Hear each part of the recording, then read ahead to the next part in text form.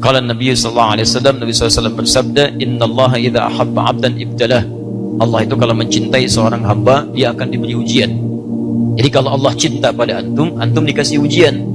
Ya, ingat baik-baik itu. Jadi kalau sedang dapat ujian, berarti antum sedang cintai oleh Allah Subhanahu wa taala. Pertanyaan saya begini, antum ingin dicintai Allah atau tidak? Tolong angkat tangan yang ingin dicintai Allah. Artinya kalau sedang dapat ujian, antum jangan mengeluh. Katanya ingin dicintai Allah. Begitu Allah turunkan cintanya, antum marah-marah. Ya Allah, tolong turunkan cintamu, kasih musibah. Ya Allah, kenapa saya? Katanya minta, tapi dikasih nolak, gitu kan? Dan di balik ujian itu ada pahala. Kalau nggak ada ujian, nggak akan ada pahala. Silahkan cek, pahala itu letaknya pada proses, bukan pada hasil. Ibu itu dapat pahala ketika mengandung anak. Di situ ada kesabaran. Ya alhamdulillah, di situ ada kenikmatan, di situ ada doa. Ketika melahirkan itu proses, tapi ketika lahirnya kan di situ cuma hasil, banyak pahalanya dalam prosesnya.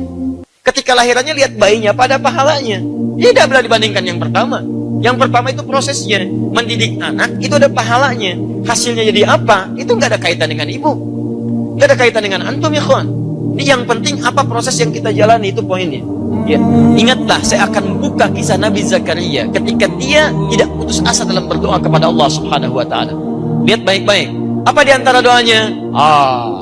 Rabbi inni wahanal 'azmu minni washta'ala ra'su syaiba. Ya Allah, saya sudah sedemikian letih fisik ini.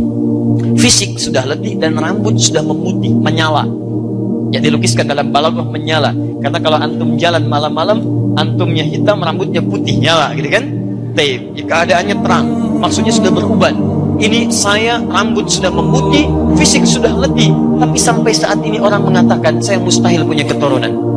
Dan yang lebih dahsyat, ini masih biasa. Nabi Zakaria lain. Istrinya, maaf ibu, divonis monopos dan mandul.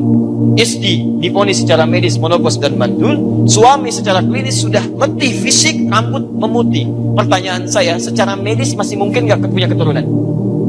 Tidak. Tapi yang hebat, walam akum bidu'aika rabbi syaqiyya. Semua mengatakan saya gak akan pernah punya keturunan, tapi saya tidak pernah putus harapan kepadamu yang tidak punya batas dalam pemberian.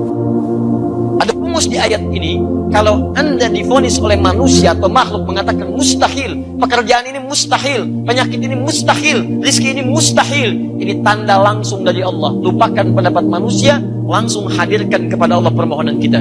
Karena itu tanda langsung dari Allah, saking cintanya Allah kepada anda, Allah hanya berikan langsung darinya, bukan perantara dari makhluk lagi. Paham ya? Nah, jadi poin saya, bayangkan seorang nabi dekat dengan Allah, dipuji oleh Allah, merawat perempuan yang diantara termulia, disebutkan namanya di Quran Maryam, di surah-surah ke-19, sangat dekat dengan Allah sampai disebut orang yang sangat taat kepada Allah Subhanahu wa taala. Diberikan ujian, tidak punya keturunan, sampai fisiknya letih, rambut memutih, sudah luar biasa sepuh, istri divonis monofus, mandul, tidak mengeluh satu huruf pun di hadapan Allah Subhanahu wa taala kecuali doa.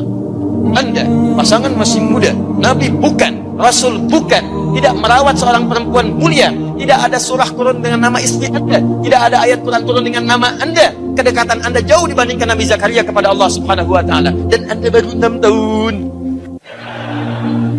Tidak layak kita mengeluh di hadapan Allah Subhanahu wa taala. Makanya nanti ada rahasia di Quran di surah Al-Anbiya. Nanti setelah sampai hafalan kita ke situ, saya buka bagian dari rahasianya.